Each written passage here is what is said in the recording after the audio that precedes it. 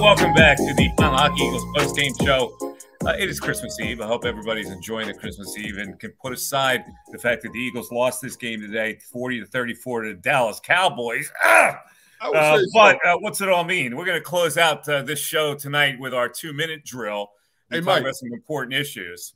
Yes, sir. Yeah, real quick. I'm glad you brought that point up because about an hour ago, I put a poll out there on my Twitter account. And I said, how much will this Eagles losing to Dallas affect your Christmas weekend? So far, almost 1,800 people have responded. 74%, not at all. Now, as much as Philadelphia fans hate losing to Dallas, this Christmas, man, nothing should spoil your Christmas weekend. You're right. That, the fact that they know they only need one win over inferior teams to get the number one seed. So that's a good cushion. But let's talk about where we are now, because we talked about this a little earlier, and this is obviously a little more than 2 minutes, this conversation. But we had John McMullen a little earlier. He hinted that maybe Jalen Hurts wouldn't play the rest of the year. So I want to get you guys' opinion on I don't think he will play next week. I think they will trust Minshew to beat the Saints. And then everything, we don't have to worry about anything. But if they don't beat the Saints, and the Saints won today, they beat the Browns in cold weather, by the way. If they don't win that sets up the final game against a hungry Giants team who probably still playing for the playoffs at that point. So where do you guys stand on this whole thing? What do you see happening here with Jalen? I have said all week long, because this scenario has been brought up about keeping Jalen out more than one game. I don't think that there's any way they'll lose to the Saints, especially at home. But you just never know, as we just saw the way this game unfolded, the way we've seen games unfolding all season long across the National Football League. I would hope that the Eagles would have that last game against the Giants as an opportunity to rest up key players who are nicked up, bruised up a little bit, give them that one extra week. I didn't want to see them have to play that game against the Giants as a significant game to still determine wrapping up the number one seed.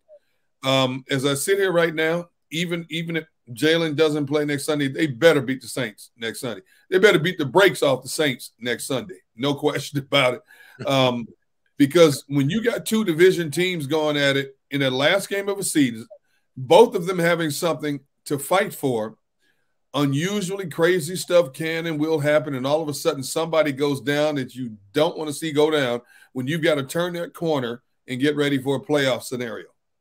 Yeah, Seth, best case scenario is they beat the Saints with Minshew, and then they rest Jalen Hurts, and then that brings in to play the fact that he will want to have played in 4 weeks. So how would you figure that this whole thing for the rest of the year? I don't like it. I mean, I until I can get a greater understanding of how injured he really is. Is he having discomfort in the shoulder when he throws? Is there a loss of strength when he throws? Is there, what's the significance of the injury? I just felt like because he played the entire fourth quarter last week that it was just more of a precautionary thing that the Eagles were doing than it was, truly an injury thing. And the Eagles didn't rule him out until, I want to say, Wednesday or Thursday. So they kind of gave you hope. But you also knew that was kind of gamesmanship that they was doing with Dallas to make Dallas have to prepare for two different quarterbacks. I don't think that, Jalen Hurts can go into, or it's prudent for the Eagles to have him go into the playoffs having sat the last 4 or 5 weeks of the season. To me, that just makes no sense whatsoever, because you can't knock that amount of rust off. Football players play football. That's what they do. If you're injured, if you're injured, that's one thing. If you're hurt, you got to figure out how to get through it if you're hurt. If you're really injured, then that precludes you from being able to do what you do in the most efficient and most effective way. Now, if that's Jalen Hurts, if he is injured, then they've got to do the smartest thing that they've got to do, and they got to rest him. But I would much rather see him come back and play this coming week, dominate the Saints at home, and then rest him, for the next 2 weeks, leading up to that, allow him to get the shoulder stronger and so on and so forth. But if he can't go, listen, he can't go. I mean, you can't force him This isn't football like back when I played. You know, this is a different era and a different time. And like I said, I don't know the significance of the injury. So it's hard for me to say, oh, you need to just get on back out there and play. Or it's one of those situations where he's really struggling to throw the football. So if he's hurt and not injured, you would most likely want him to play against the Saints next week. No doubt about it. No doubt about it. I mean, if the only thing that worries me is his ability to throw the football, because you can take the RPO out of the offense and put him in a situation where he is purely either handing the ball off or passing the ball. And the only time that you put him in harm's way is when the play breaks down and you get in a situation where he has to run. But like I said in the pregame, every single time that they call a RPO type of play, every time that they get in that package, there's a chance that he might pull that ball and run it. So everybody was talking about last week, oh, 17, 17, 17. Oh, Miles only got 11. Well, understand, it could have been, let's just say for a number's sake, that 15 times there was an RPO call. And the proper read was for him to pull the ball and run with it. Well, now it's the play calling that puts him in harm's way so much more than anything else, because the read is what determines whether he hands the ball off or whether he throws it, you know, or whether he keeps it and whether he runs. Well, the same way you got to protect players, you know, from themselves like they did this week by not allowing him to play. And I know he wanted to play. You got to do the same thing in play calling. Don't call those darn RPOs and put him in a situation where there's a potential where he might put the ball out there and the read says that he has to keep it. You just can't do it. Mm-hmm. All right, let's take it a step further now, because there's a couple other guys we have to worry about. Now, Vontae Maddox was having a great game. I mean, he was flying all around. He's getting in the backfield a lot, and he's now in a walking boot. So that probably takes him out for next week, and I don't know how long. And then Lane Johnson with the groin. I would expect that the safest thing for a groin would be to rest him next week as well. So how do these two injuries play into what the Eagles are now for the rest of the year? Well, you've played a good stretch of games without Vontae, and they've been able to get through. It didn't work out in their favor today, but you're going to have to do it again. So it's not like you have to bring someone in cold off from the outside to do this. They just have to tighten up some loose ends in that regard, and whoever takes that spot, whether it's Josiah Scott or whoever the case may be, you've got to ramp up your focus. You know, you got to sit and look at every piece of the tape that you played on defense today to find out what did I miss? What read did I miss? What angle did I miss? You know, how did I miss this tackle? So on and so forth. How did I miss the ability to jump this route? So on and so forth. You've got an extra day this week leading up to the Saint games to rectify those problems. Plain and simple for that young man, whoever takes his spot. I'm trying to figure out, how long before they could potentially get Gardner Johnson back. Right. Because I think he remedies a whole lot of things. Because I think we've seen enough at the safety position, with Blankenship coming back today, with Kayvon Wallace kind of stepping up his game a little bit, that maybe you can take a guy like, Gardner Johnson and move him back into the slot. Listen, they're not going to be able to survive with Josiah Scott, playing in the slot. He's just not ready. Normally you'll see a young guy come in and you'll see some type of progression where all of a sudden the light goes off and they begin to get it. He's just not ready yet. And he's a liability for this defense when teams are passing the ball. He made one good play today where he knocked the ball away in the end zone. Other than that, he was late everywhere he was supposed to be. I saw him miss tackles. I mean, you just can't, you can't play winning football with a weak link in your defense, because the great coordinators, when you get to the divisional round and you get to the NFC, AFC championship game, guess what they're going to do? They're going to game plan the hell out of that guy, and they're going to make that guy, they're going to expose his weaknesses. Yep.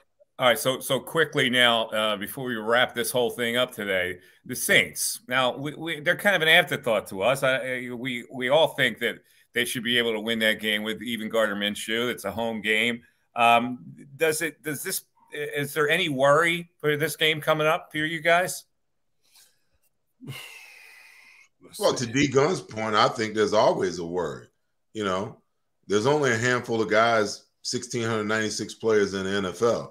And just because the team is bad, you know, that doesn't necessarily mean that they're going to be bad all the time. To DGunn's point, you know, Andy Dalton, you know, he could explode at any time and have a big game. They still got Alvin Kamara. This kid, Chris Olave, is playing lights out as a rookie. You know, defensively, they still get after you with Cam Jordan. And I forget the linebacker's name, but, you know, he is just phenomenal. They got some players.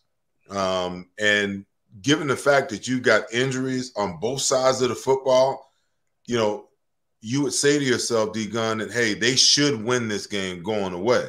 Right. But when you got injuries of this magnitude, you know, those are the things that level the field against superior teams and lesser teams. Well, Chris Olave didn't play today, so hopefully he misses next week. Yeah, now for the record, the Eagles, it's just been posted, they are a 5.5-point favorite in this game. Well, which I think is a little short, but you know, I agree. I think that they can win the game. Hey, the best case scenario, and we're both Mario Davis.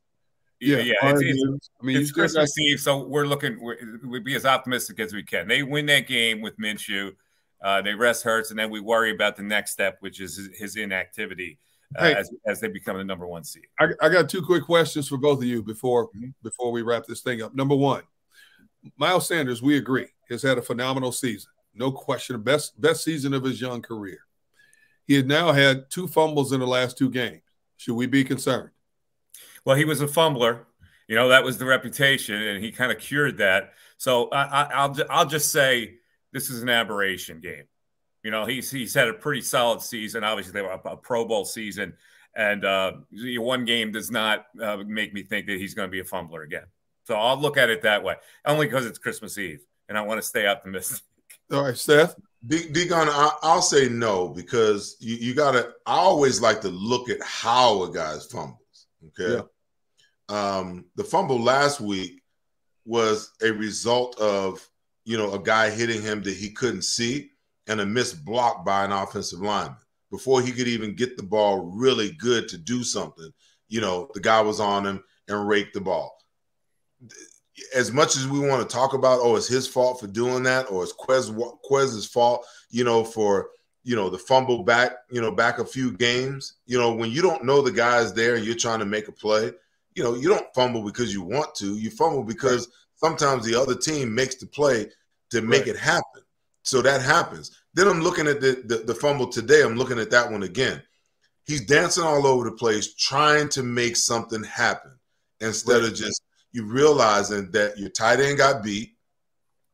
Micah Parsons is right there. Cover the ball up, eat the ball, eat the loss, and at least we can live another down. But that's not in Miles' DNA. You can tell by the way he runs. Sometimes when players are meant to be hit up inside and it's all jammed out, he's going to try to bounce it and make something happen outside. He plays that way, you know. So I'm not going to say that it's one of those situations where he's a fumbler. I just think that it will force him to focus a lot more on how he runs. And I'm not worried about him. I'm not worried about him. You know what? I hope you're right. He was very distraught after that last fumble. I just hope it's not in his head. Because when it gets in guys' heads that, you know, there's being overly careful not to fumble is when they usually fumble. So for now, we'll just be in a holding pattern with him and see where it goes. Guys, thanks for hanging out. Man, you have one more question. You got one more. Oh, you got one more? Oh, okay, go ahead. All right, next one is. You're trying to hurry up and get to the eggnog, ain't you, Mike? Yeah, I know. He's trying to get to that jug real quick. Look at it. All right, should Zach Pascal's role in this offense be elevated more so than Quez Watkins? Zach today had 1 target. Quez had 5. You look at the body of work. You know, Pascal is a physical dude. You know, he's not losing that wrestling match for a ball the way Quez is. Should he have more viable option, even if he is only 4th option in the offense? Should it be more viable option than Quez? DGunn, I thought so all along. I've thought that all year long. That, you know, you got to figure out a way to incorporate this guy not only for his pass catching ability, because he can catch the ball, but you can play him in the slot. He's a hell of a blocker when you want to run all of those bubble screens and whatnot. You don't get the block. And I seen Devontae today, kind of throw an Olay block, and his guy got away, and made a tackle. You need guys like that. You need guys to do the dirty work, and it can't be just A.J. Brown all the time. And you can't just go 2 tight ends, 12 personnel all the time.